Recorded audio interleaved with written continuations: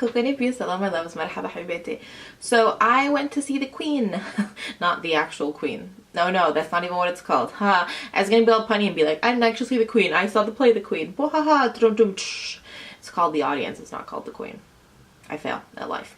I went to see the play called The Audience, and so I wanted to film another, and then I remembered the Magic series for you guys. So The Audience is a newer play to Central West End, London, and it is all about the weekly meetings or audiences that the Queen has with the British Prime Minister. The main actress that's in the play has been in a bunch of Hollywood productions, and so I'm always wary when that happens because I'm like, it's either going to be really good and you're going to see a side of these actors that you've never seen before, or you're trying to get people to buy tickets because of the A-list celebrity.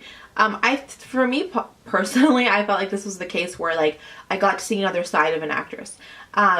Do I think she blew me out of the water sort of the way that James McAvoy blew me out of the water when I saw him in theater?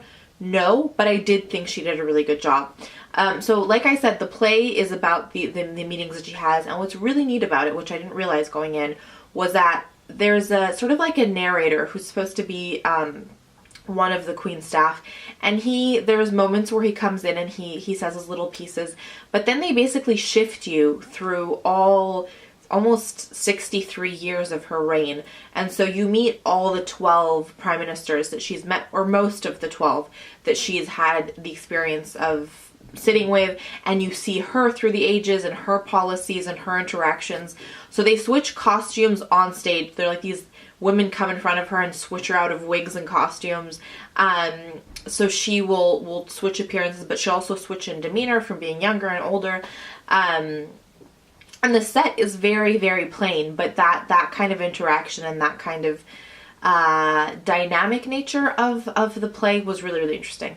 To me, I think what most resonated or most stuck with me was how repetitive or cyclical policies are. So she talks about two different prime ministers who she has almost identical conversations with when they go to engage in military actions.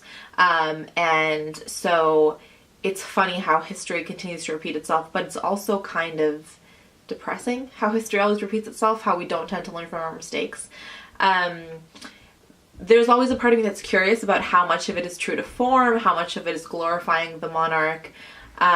They give her a lot of props for being sort of very well informed and well educated and proactive about policy, and I hope that's the case because that would be amazing. The one line, I think if I had to pick one line, just like I had one theme that stood out, the one line that stood out for me was near the end. She goes, "It takes a very specific and very strong person to lead a life of invisibility in one of the most visible roles in the world." So as the Queen, she sort of has to be this figurehead. Even in her audiences with the Prime Minister, she has to take a very like background role. But the Queen is the Queen. So how do you sort of not shake or rock the boat? How do you not be controversial? How do you serve the people so selflessly but be in such a visible public spotlight, I guess? So I thought it was really interesting. It made me think of some things in some new light. The play itself didn't necessarily like sort of, you know, invigorate me and have me completely be lost in it, but it made me question and think about things in a new light, which I always really, really adore. Those instances that sort of challenge the way you've thought about something always really resonate well with me. So I do recommend it. Would I say pay top price to go see it? Maybe not, but if you can get a good price ticket and you're in the area, then do it. I will link the play's website down below, and I think that's it. Nice and quick today. I have to do some points of positivity and we will be done. My first point of positivity is I haven't been wearing too much makeup recently, but I have been playing a lot with skincare, and although I have a giant zit, as though I need to point it out, on my forehead today, my skin for the most part has been nice and calm, and that's been making me incredibly happy.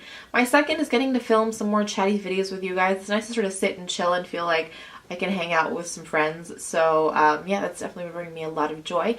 And then my third point of positivity is going to the theater. Going to the theater is always fun. We make a whole day of it, and it's just such a luxury and a privilege. So yeah, that's it for me today. As always, please let me know what's making you guys smile down in that comment section. Yes, that's where. I want to send you guys ever so much love. Thank you for being here.